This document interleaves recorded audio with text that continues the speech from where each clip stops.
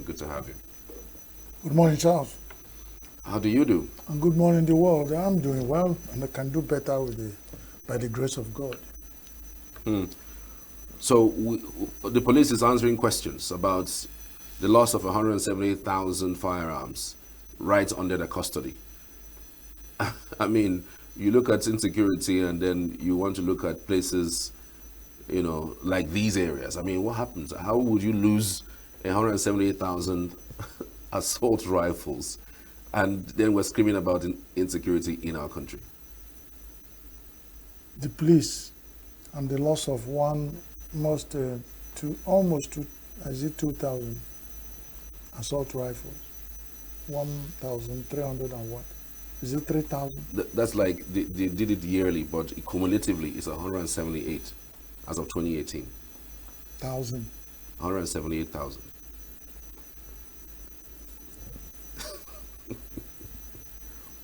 And the police know where the rifles are. Nigerians know what happened to the police and their rifles, because police are Nigerian police.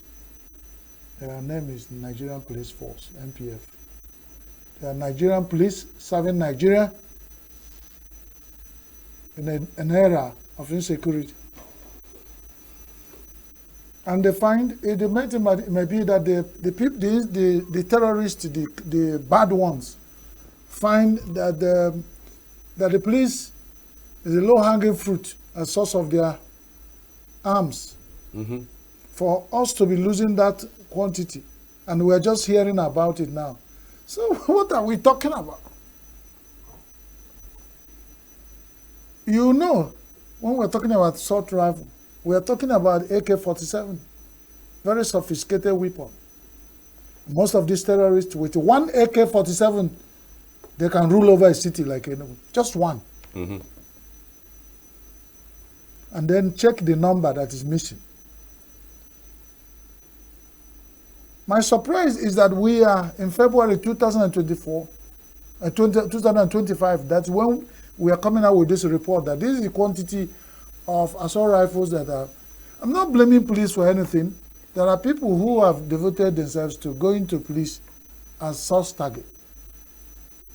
And let me assure you that some of our Nigerian army boys, the gallant boys, who are in the front line fighting, that when they are down, these terrorists ambush them, in some cases overpower them for benefit of propaganda and all that. Nobody reports that, but we know we are also bleeding. It's almost like full war. Those weapons that those gallant boys who fall or fell in the front lines are also in the hands of the terrorists.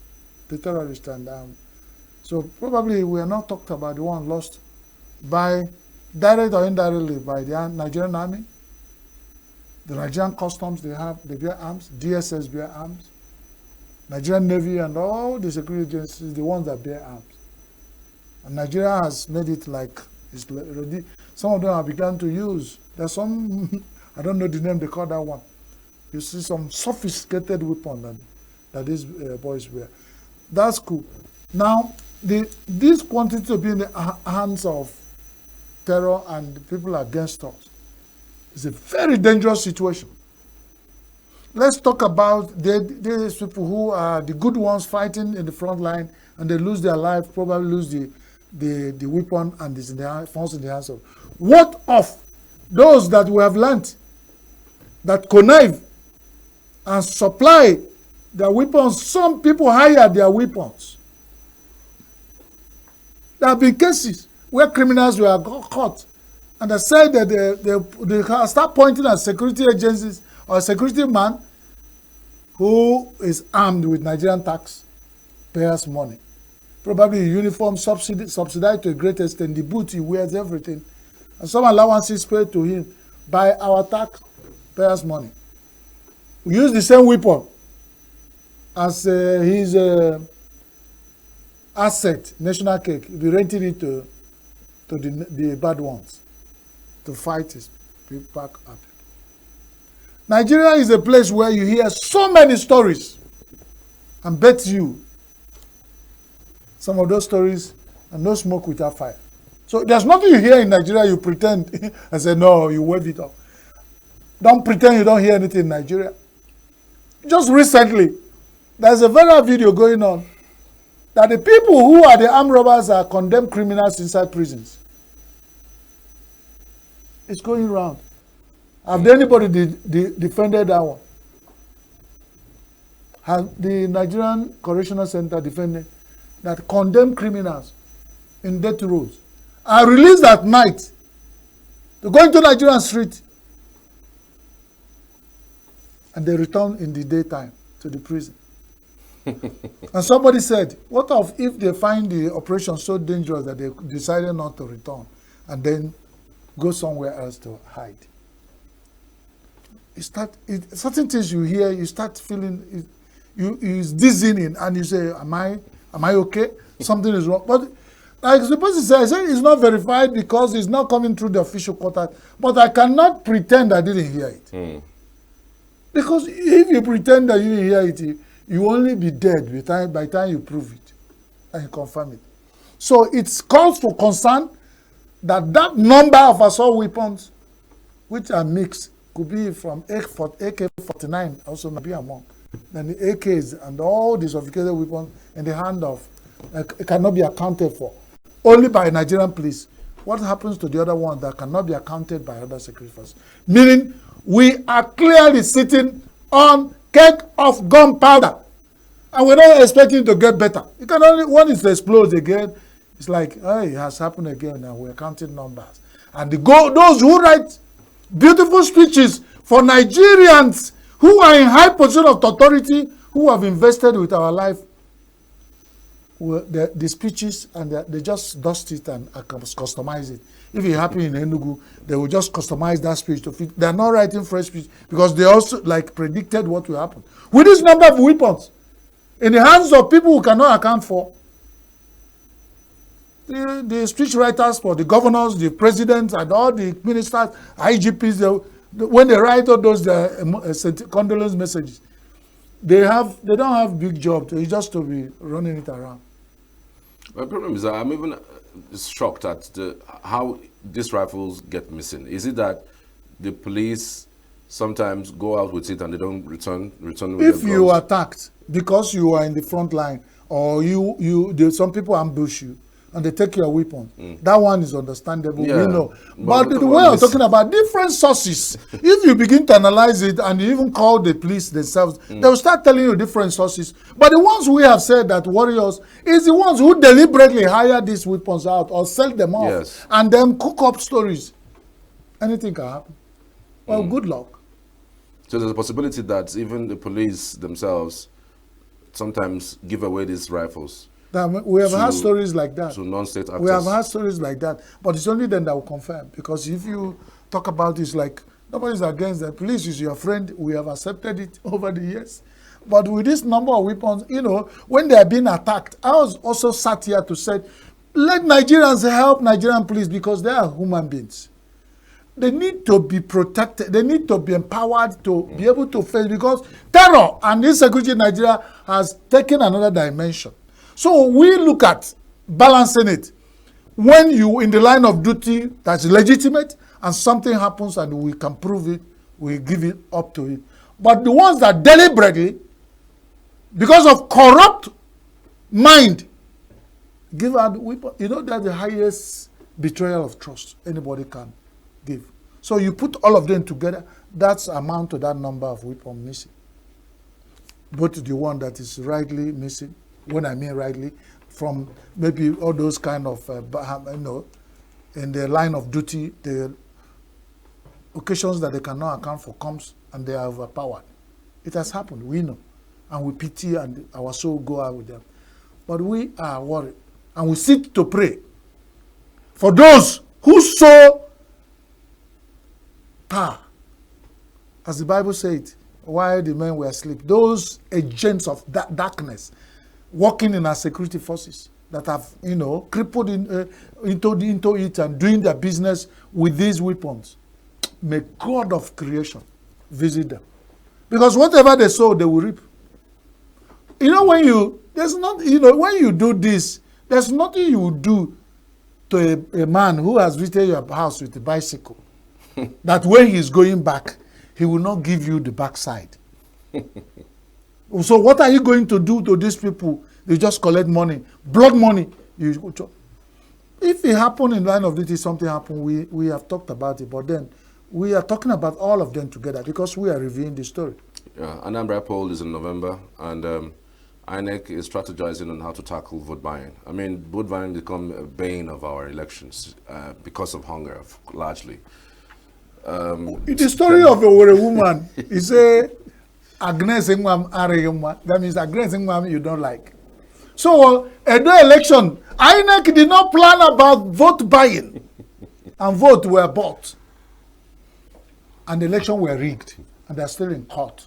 Even in the panel, they transferred the panel sitting from Benin to Abuja because of guns, exchange of gunfire at the panel sitting.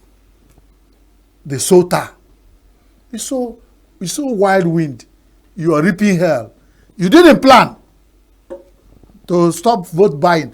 When the election was about to start, we were here crying about vote buying. We saw it. We told them that INEC didn't say anything. There were elections fixed for Ondo. INEC did not bite about vote buying. And there were elections in Kwara and some other places, both local government and all. INEC did not. There were even elections in Enugu. They did local government election in Anambra and all that. Where votes were not just bought. They were dashed. They were given as token. You know, when you're a customer, you buy something, they give you a token card you can use to buy something. Votes were tokenly given, not just buy. So Anambra is here. Why won't INEC go and just hide themselves in shame? If you ask me that I have confidence in what INEC can do until I see it, all these ones are political talk. And you know, you don't tell people, you don't deceive people all the time. You can deceive them once, but you get to a point they say, oh boy, what you not sabi with Sabia. When it comes to INEC, I don't take whatever they're talking about Anambra elections serious. Why? Because vote buying will still take place. INEC will do anything. Is INEC supposed to catch vote buyers? Is it their job? But they can do collaborations. They can collaborate with security. So let the people who their job is to catch vote buyers take the lead. Let INEC partner. INEC is left to what you should do. Organize a good election. You go for vote buying, and you're telling Nigerians that's why I'm saying the priority is not. They're just saying it to think they're saying anything Nigerians were buying. I won't buy into it. And INEC has disappointed Nigerians. 1, 2, 3, 5. They keep disappointing. So let them keep quiet. If they cannot stop vote buying, let them keep quiet and go and mess the elections up the usual way they normally do it. Let them keep quiet. Let's talk about better things. Don't tell me INEC is planning vote buying. And why Anambra? You cannot stop vote buying, Edo. Have you stopped what they are killing themselves going to panels? This at the time you want to stop in Anambra. Anambra is where buy vote. They didn't buy vote in Lagos. They didn't buy in Kwara. They didn't buy. I don't have any business with if you can stop it. But I'm saying you have said several times, INEC, things you do, you didn't do. So what's the essence of coming back to talk? You begin to say action. Now somebody, they say one of our brothers, they say make something happen to you. He said make it happen until you see. And it was supposed to be a negative thing. But they told him in a local language he doesn't understand. They told him Otolobagi. He'll say until I see it. And you don't even know what Otolobagi means. But it was like a bad omen. But because you don't understand the language, you say until I see. So vote buying. INEC want to stop vote buying. INEC want to stop rigging. INEC want to stop pulling, what they call it, box carrying and snatching. INEC want to stop changing of figures, which they have been fingered so much. Let them start doing it now and stop talking. Like Tony, the Scarface of Tony Montana, he said, they say if you want to shoot, you shoot and stop talking. INEC shoot and stop talking because you have talked for too long and Nigerians can't say it in any way. So I don't want to talk about INEC and what their vote buying system. They say can as well buy all the vote and share it so that nobody will see it to buy. That may be another process. Gandhi fires back at El-Rufai for attacking Tinubu. Gan, the chairman of APC, my dear friend, because of 2027. Of course. 2027 has already been reserved for our dear president for second coming. Every northerner, nothing, every ambition, keep quiet. That is coming from Gandhi. The man Ganduje. It's wonderful. And who are they talking about? El-Rufai. They fired back at El-Rufai attacking, and then they told the northerners, you know, good things. You know,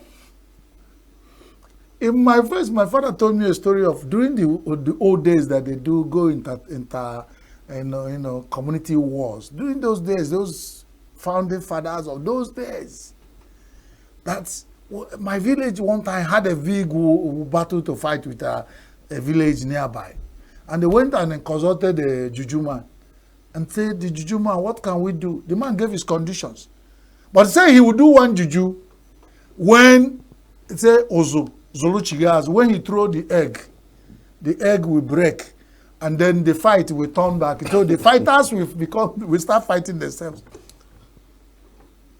So in Nigeria political system, this is season of Ozo Zulu Chigas.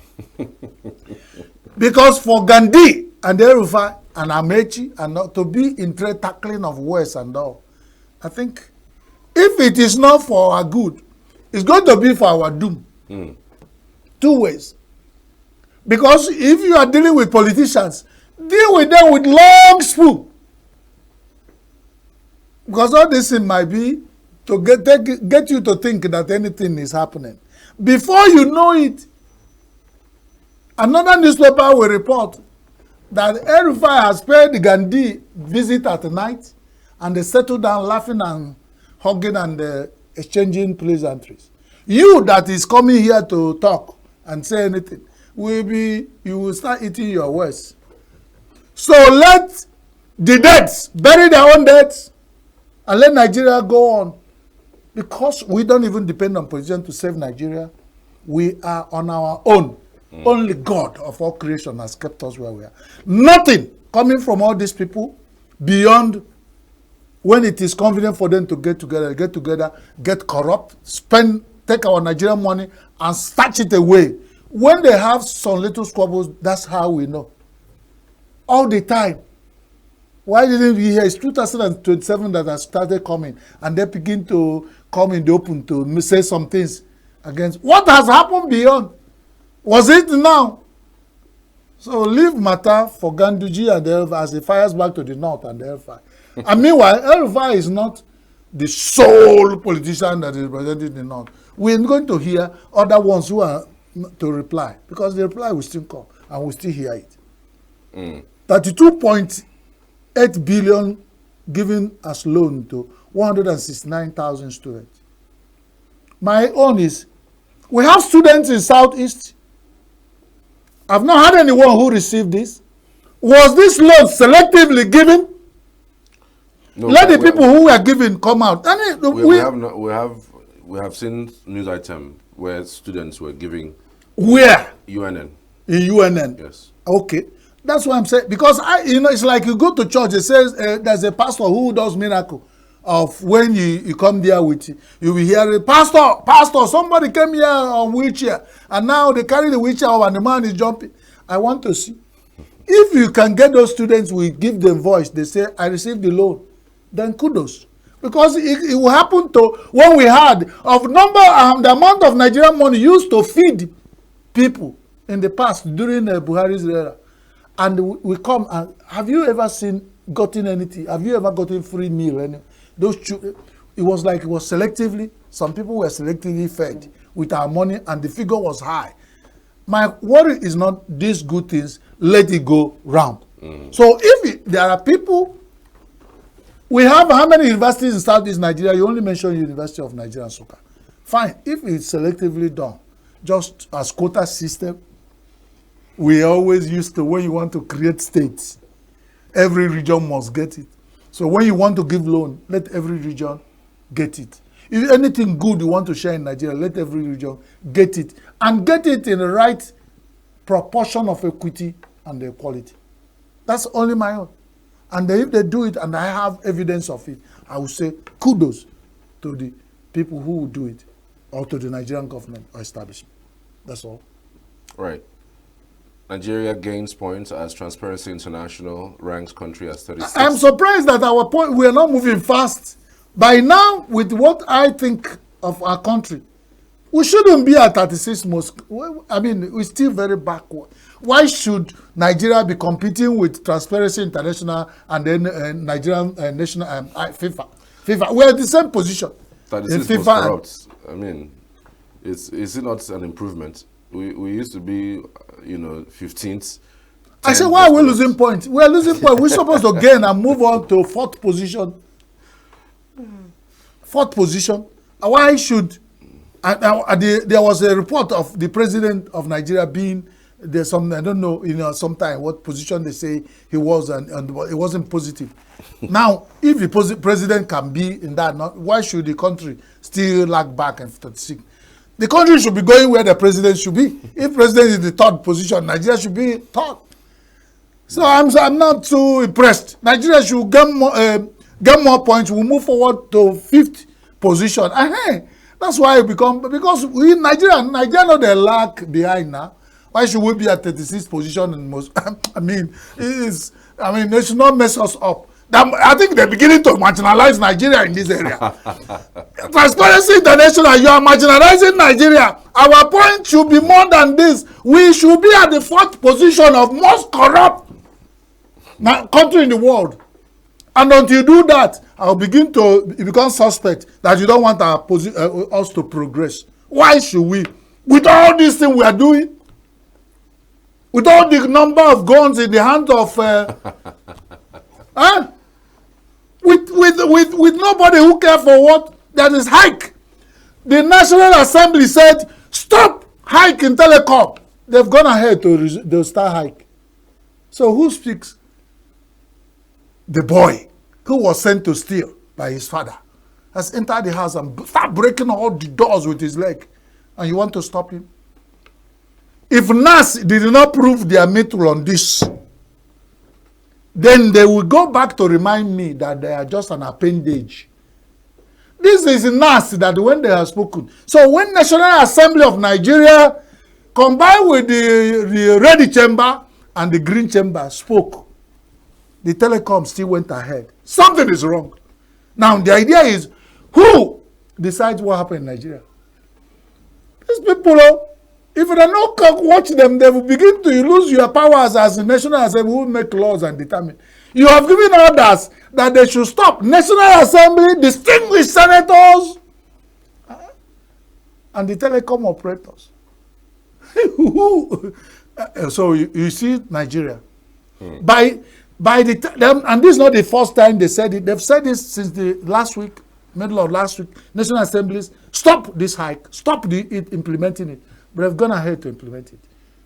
Somebody is behind them. And if National Assembly lose this battle,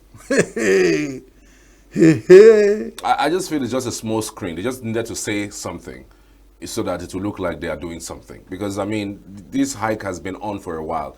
There has been even meetings upon meetings about whether the hike should be 50% or 30%. Even Labour Union had a meeting. You're not thinking what I'm thinking. So you just you are not. No. Our National Assembly is not small screen. We have distinguished senators, and we have honorable members of the Federal House of Reps, all joined together, 109, and then you come to that one, 345. You put them together, they say something, and you say it's small screen. I mean, why didn't they say it all along? Because this has been on for a while. Why didn't they say it all along? They are so busy with making laws in the National Assembly, and their phones, they've not gotten the alert on their phone that because, of course, it's somebody like you that will load 100 naira to make a call. So when they take 16 naira from it in one call, you will notice. But if you are a distinguished senator who has unlimited bundle of data and calls, you hardly know that there's... So you need to go to your constituency And you can't go because there's security. So you're in Abuja. So you didn't even know that your constituency, their constituents are suffering hike. So it is when they got to know that they begin to talk about it. I am defending our honorable and distinguished senators. So don't bring what is not smoke screen. It's only until I see with my eye. Let them fail this battle. And they will come back to the villages as honorable members. We welcome them and make them and give them new chieftaincy titles of the hikers. They may be in my village, or Sofia hiker one of my village. That is it, because they are hikers. If they allow this hike to take place with their population, and they've been saying this night the telecom people cannot remove even 1% from what they were like talk na do, that then we decide what happened in Nigeria. That's the battle. Chris, we have to go. We have to. CBN bets on breaking POS monopoly. I don't know. I don't understand what this 500. I hope this 500 naira is that when you go to ATM, you withdraw 1,000 naira. You need to explain this to me, because Nigeria, you won't know anything until you start feeling it. You start crying. By then it's late. What is CBN up to? I see this graphics distribution in Guardian newspaper. Withdraw 20,000, pay 100 naira charges. Yeah. That's ATM. On the POS, withdraw 20,000, pay 400 naira. Yes. Is it that POS is taking over what the bank are doing, and they are now fighting? Apparently, they are trying to break that POS monopoly. And if you are to withdraw monies from malls, ATM that are in malls, then you are going to pay charges for 500 naira. I wonder why. But again, I mean, we are in the era of tariffs. I mean, if there's anything we would remember this government for, we would remember it at least for the kinds of taxes and tariffs that is. But the tariff is not in the party in power. APC is all progressive. What is the full meaning of APC? I think it has changed. No. What is the full meaning original? Why are you changing it now? You are not a member of that party. You don't have power to change. I think there's a T somewhere. They added T, APC T. But that's party in power. And God bless Nigeria. Well, if it's area of hiking, you hike to a point, you hike yourself to a halt. There's nothing we can do about it. It's only when you can. All this one we're talking because if you hike and then the population reduces, people are finding alternative. Yeah. After all, it's the bank that's fighting for their survival now. When we were there, when there was scarcity, POS took over their bank. Then I went to CBN to force people to start using ATM. You walk in all the ATM, people don't go there to withdraw money because POS is everywhere. In every street, a street of what they call it, 30 meters. You find 20 POS, and some of them are varied prices, regular. Some will tell you, withdraw 10,000, I'll give you 150 naira. Withdraw, they now regulate the market. So the banks are now in trouble. They sold the tar, so they should repeat. When they were selling the money, when the banks were selling money to POS, because most of them have POS operators near the banks. Absolutely. You see, Nigeria, whatever you sow, you reap. Now here we did, Nigeria. God bless all of us. All right, let's leave it there. The Oracle. Chris Maduka, many thanks for your Thank you, Charles. Today. Truly appreciate it. We're back after this. Do stay with us.